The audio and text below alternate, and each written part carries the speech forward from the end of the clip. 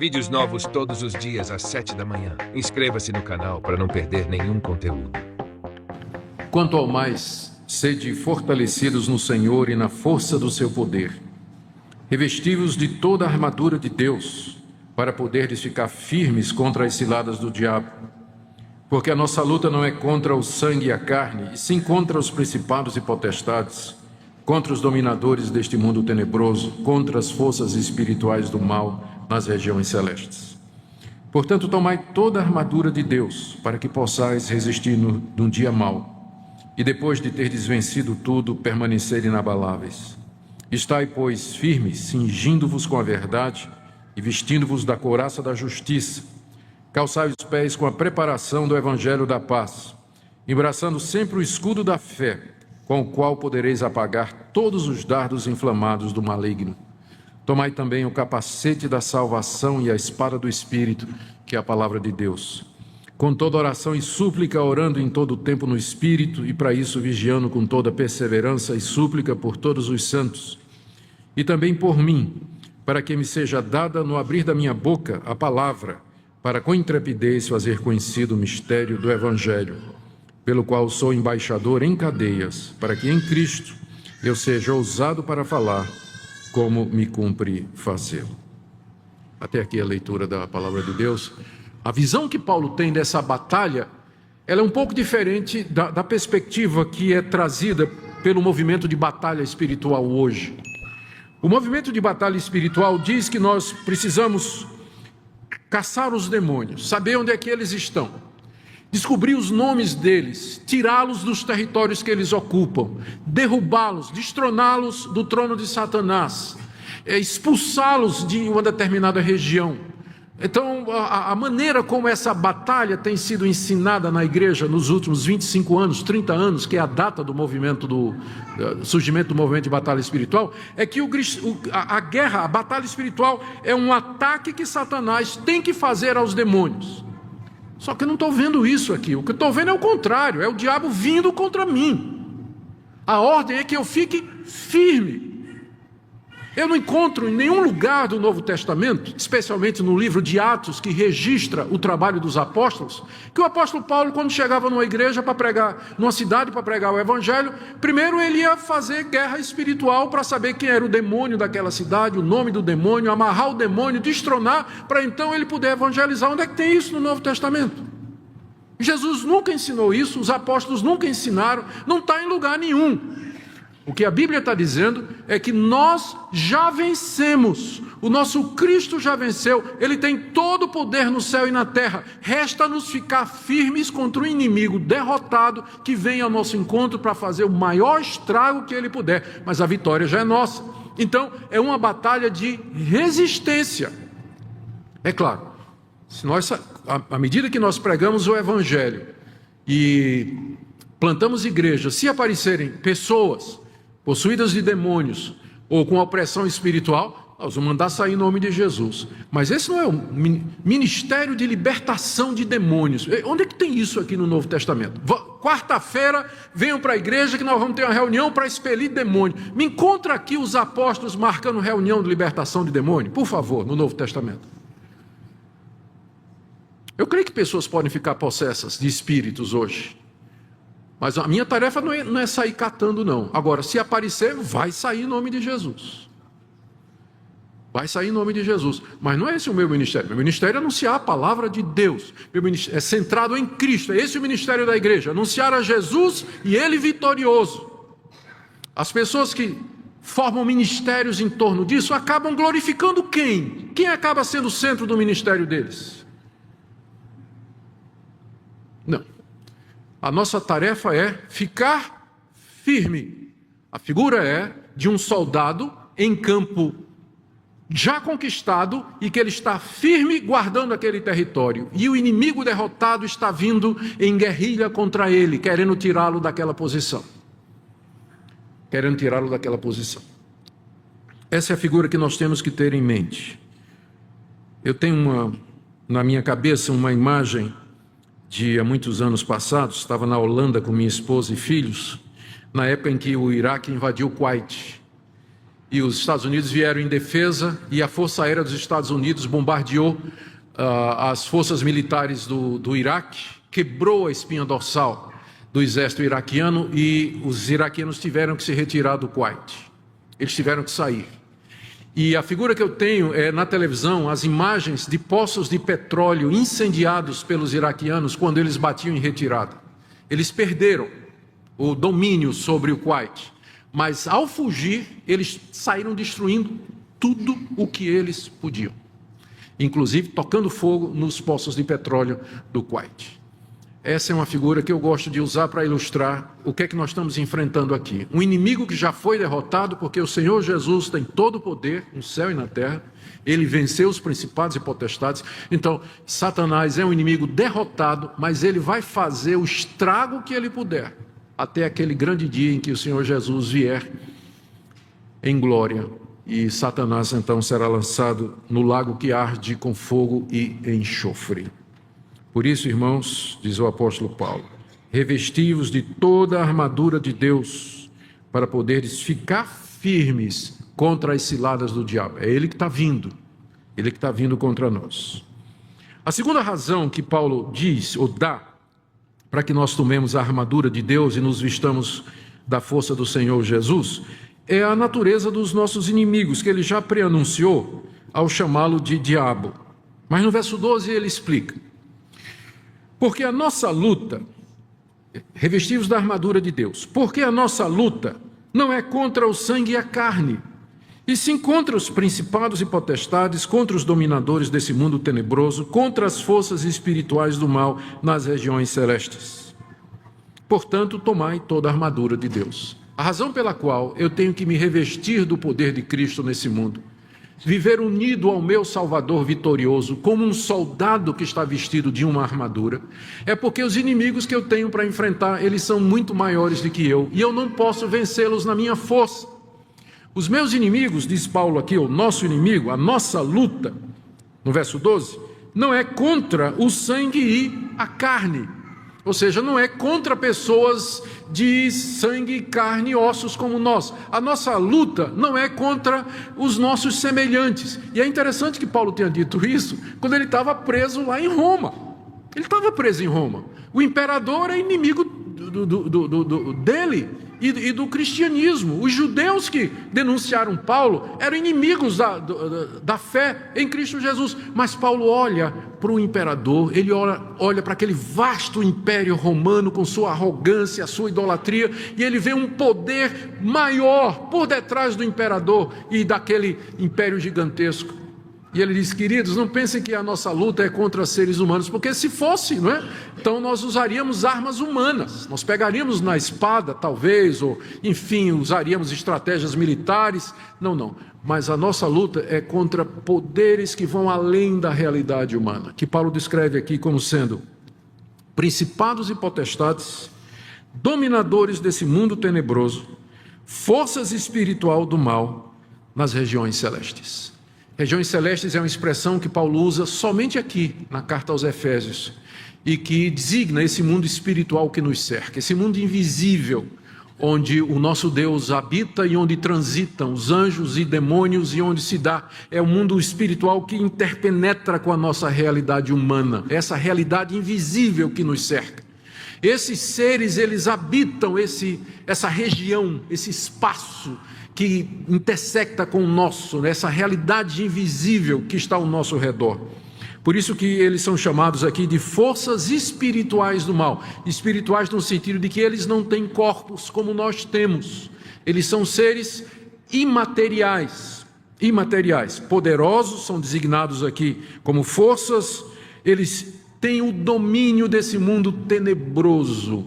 Paulo aqui na carta se refere pelo menos 2 vezes ao mundo presente como estando debaixo de trevas. Veja aí o capítulo 2, de 1 em diante.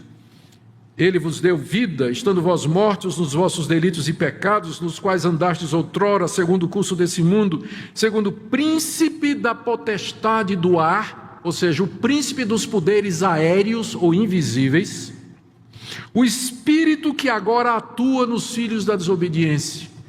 Paulo já tinha se referido ao diabo na carta, dizendo que ele é esse espírito, ele é o príncipe dos poderes aéreos que atua nos filhos da desobediência. É interessante que logo no capítulo anterior, no capítulo 1, ele falou do Espírito Santo atuando nos filhos de Deus, mediante Jesus Cristo. E agora ele fala do diabo atuando nos filhos da desobediência, que são aqueles incrédulos, aqueles que estão nos seus pecados e que não se arrependeram ainda, mediante a fé em Jesus, para serem salvos e perdoados. A ponto de Lutero, uma vez, ter dito que o homem é uma besta, ou ele é montado por Deus ou pelo diabo. Se você é de Deus em Cristo Jesus, o poder que atua em você é do Espírito Santo. Mas se você não é de Cristo, se você está nos seus pecados, esse príncipe dos poderes aéreos atua na sua vida. Atua na sua vida. E diz ele aqui, não é, que escraviza segundo as inclinações da carne e dos pensamentos.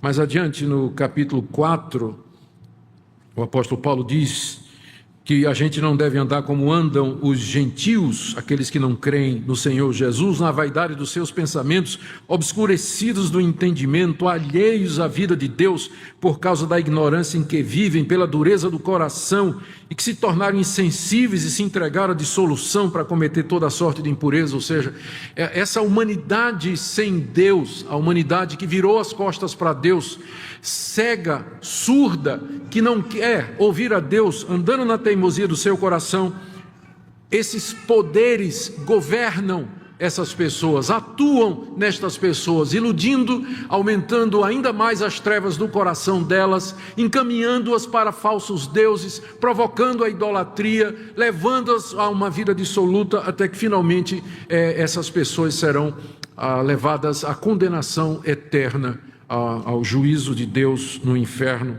pela ação destes seres. Não é que com isso Paulo está desculpando os pecadores não arrependidos, mas ele está dizendo da existência desses poderes que são os dominadores desse mundo tenebroso e que atuam em todo lugar. Eles atuam na política, atuam nas artes, atuam na música, atuam no lazer, usos e costumes, na literatura, na universidade, na igreja, em todo lugar. Esses poderes estão agindo com astúcia, com o objetivo de destruir a obra de Deus e também destruir a sua própria vida. Essa é a razão pela qual nós temos de tomar a armadura de Deus. Ainda no verso 13, Paulo repete, portanto, ou seja, à luz da realidade dos nossos inimigos, tomai toda a armadura de Deus. E ele diz, para que possais resistir no dia mau. O que é o dia mau? Paulo já havia dito aqui que todos os dias são maus. Veja lá no verso 16 do capítulo 5. Remindo o tempo porque os dias são maus. Mas dentre os dias maus, tem uns que são piores do que os outros. Todos os dias são maus. Ou seja, é assim que Paulo descreve a nossa vida aqui nesse mundo. Dias são maus porque nós estamos nessa realidade marcada pelo pecado, onde o sofrimento existe, onde a incompreensão existe, a violência contra seres humanos, a falta de amor, enfim, tantas coisas, doença, dor e sofrimento. Os dias são maus e sempre serão maus, mas há dias que são piores do que outros. Paulo parece estar se referindo ao fato de que Satanás concentra os seus esforços nas pessoas em determinados períodos. Ou seja, nós sempre estamos sendo tentados de uma forma ou de outra, mas parece que tem dia que o diabo vem com toda a cavalaria. Você lembra de dias assim na sua vida? Que parece que ele resolveu marcar você. Quer dizer, talvez você já tenha uma presunção muito grande você pensar que o diabo veio pessoalmente tentar você. Ele deve estar tentando John Piper, John MacArthur, esse pessoal. Para nós ele manda um demônio de terceira escala, alguma coisa assim, não é? Então é muita pretensão sua pensar que Satanás em pessoa está tentando você. Ele está tentando esse pessoal lá. Mas, porque ele não é onipresente, né? Satanás não é onipresente, ele não está em todo lugar ao mesmo tempo. Mas ou ele ou uma secla dele, parece que concentra. Tem dia que você tem a impressão que todas as forças do inferno se levantaram contra você. aquela confusão mental, aquelas trevas, aquela angústia. E esse dia, na verdade, ele pode durar semanas, pode durar meses, pode durar anos até, em que você está sob profunda opressão, angústia, dificuldade, tentação.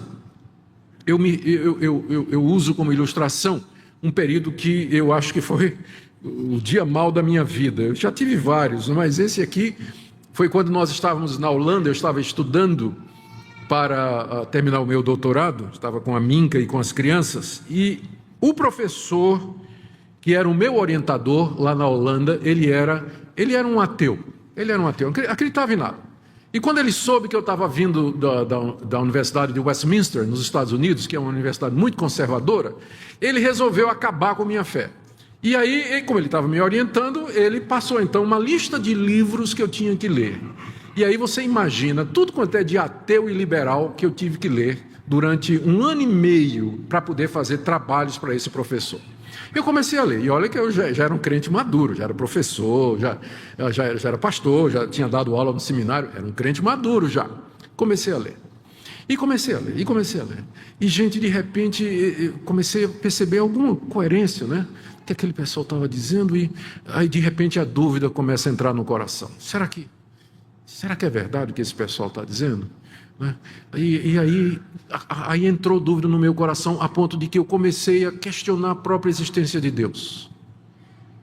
E aquilo me paralisou. Quando eu me ajoelhava para orar, eu não conseguia orar. Não conseguia orar porque eu não tinha certeza de que tinha gente do outro lado me escutando. E durante 1 mês e meio, esse foi o dia mau, foi o pior dia mau que eu passei. Eu só fazia soluçar. Eu não conseguia falar com Deus. E aquela opressão, aquela angústia, a dúvida entrou no meu coração e me questionava, e eu não sabia de nada. Escapei por isso aqui de ser ateu, por isso aqui. Finalmente, em desespero, eu falei com o meu orientador nos Estados Unidos, Dr. Moisés Silva, um cubano naturalizado brasileiro, um homem de Deus. Dr. Moisés, eu estou passando por dificuldade muito grande. Hein? Aí ele deu uma risada. Você está lendo o quê? O professor passou isso, ele deu uma risada e disse, leia esse livro aqui, que é antídoto, leia esse aqui. Então, me indicou todas as literaturas e foi o que Deus usou para terminar o dia mau, né? A ação daquele professor que me ajudou intelectualmente e minha mente foi liberta para crer outra vez. Mas durante 1 mês e meio eu experimentei as angústias e as trevas da incredulidade como nunca eu tinha experimentado em minha vida. E hoje eu agradeço a Deus que me preservou, porque, como eu disse a vocês, eu cheguei muito perto de perder a confiança na palavra de Deus e na Escritura. Por isso diz aqui, tomai toda a armadura de Deus para que possais resistir no dia mau. Eu creio que eu sou resistir porque eu sou crente mesmo, né? Sou convertido de verdade. E a graça de Deus, né? Lá no íntimo eu não conseguia fugir de Deus, né? Não conseguia virar as costas para Deus. Não tinha certeza de que Ele existia, mas também não tinha tanta certeza assim a ponto de dizer, eu vou virar minhas costas agora, né? Ele me segurou durante esse tempo. Há um dia mau que é diferente para cada pessoa. Talvez um sofrimento, uma doença, um relacionamento, um problema sem solução, não tem luz no fim do túnel. Mas para enfrentar esse dia e continuar crente, você precisa estar revestido da armadura de Deus, da força do Senhor Jesus e da glória do seu poder. Ao longo desta mensagem, fomos alertados sobre a seriedade da batalha espiritual e a necessidade de estarmos preparados com a armadura de Deus. O inimigo não descansa e suas armadilhas são sutis, muitas vezes disfarçadas de coisas aparentemente inofensivas, buscando nos afastar da verdade e da comunhão com Cristo.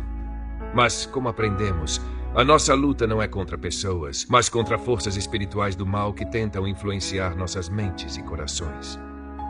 No entanto, a boa notícia é que não estamos desamparados. Deus nos fornece tudo o que precisamos para permanecer firmes. A armadura de Deus não é apenas um conceito abstrato, mas uma realidade espiritual essencial para todo cristão. O cinturão da verdade nos fortalece contra as mentiras do inimigo. A couraça da justiça nos protege das acusações. Os calçados do evangelho da paz nos permitem caminhar com firmeza. O escudo da fé apaga os dardos inflamados do maligno.